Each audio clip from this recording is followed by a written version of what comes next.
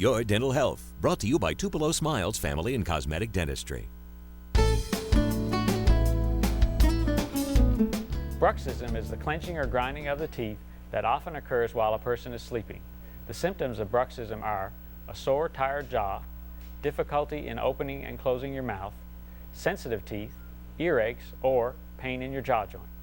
When you brux, the force on your teeth is many times greater than during normal chewing, and this can cause more dental problems such as flattened or worn down teeth, teeth chipped at the gum line, loose teeth, damage to the bone around your teeth, and damage to your jaw joint.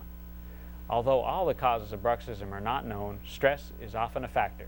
So no matter what is causing your bruxism, it's important to see your dentist as soon as you can for early treatment to prevent damage and restore harmony to your mouth. I'm Dr. Richard Cairn, and this has been your Dental Health.